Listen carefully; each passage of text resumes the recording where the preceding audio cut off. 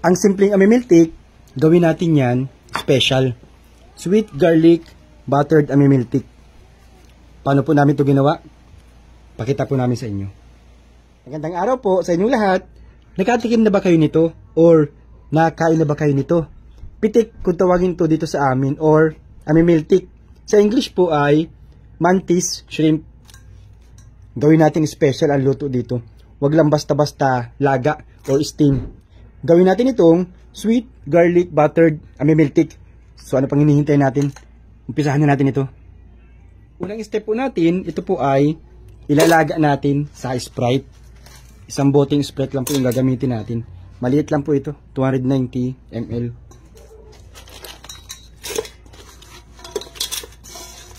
Madali lang po natin lalagain.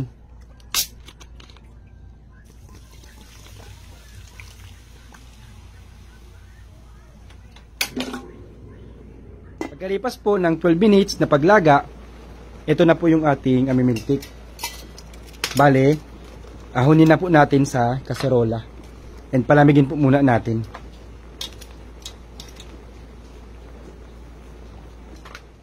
Kapag malamig na po, ready na po ito para tanggalin itong shell. Ito lang po yung tatanggalin natin dyan. Oh. Hatiin po natin dito sa pagitan niya, sa gitna. Ingat po kayo at ito po ay nakakatusok, matalas po. Ganyan lang po yan. Oh. Hindi, mabubuo po natin yung laman niya sa likod.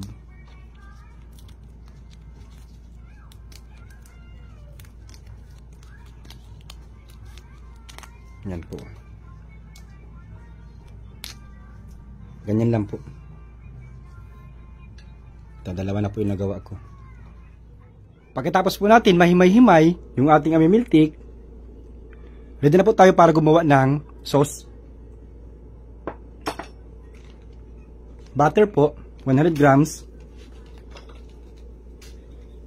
Tunawin na po natin ito. Kapag tunaw na po yung butter, maglalagay po tayo ng garlic, bawang po. 3 buong bawang po yung ginamit ko dito. Kapag luto na po yung bawang, maglalagay po tayo ng 2 kutsara ng tomato paste.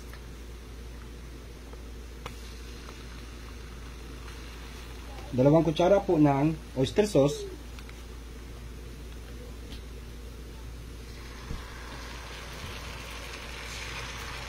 Then haluin po muna natin. Maglalagay po ako ng paminta.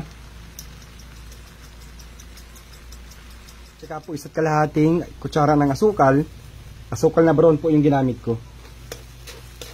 And maglalagay po ako ng Sprite. 290 ml po ulit.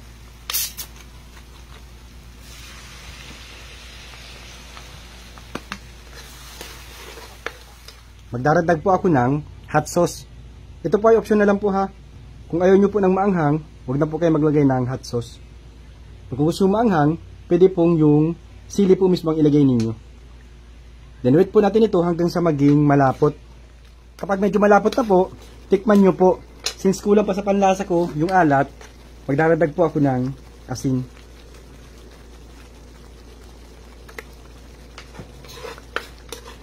And then, ilalagay ko na pong una itong mga ulo o yung upper part po ng amimiltik.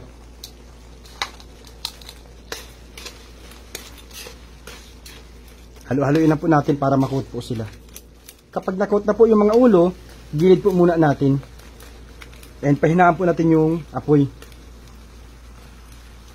Then ito po ay ilalagay na po natin yung mga laman o yung ibabang part. Huwag na po natin haluin na masyado para hindi po magkalasog-lasog o hindi po madurog yung mga laman. Tamang-tama lang po na makot po yung ating mga amimiltik.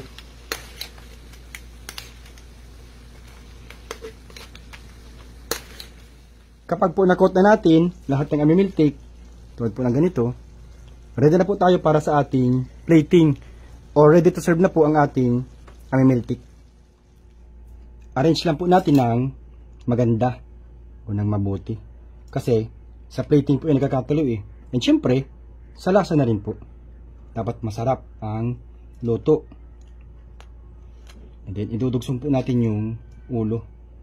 Ganyan lang po.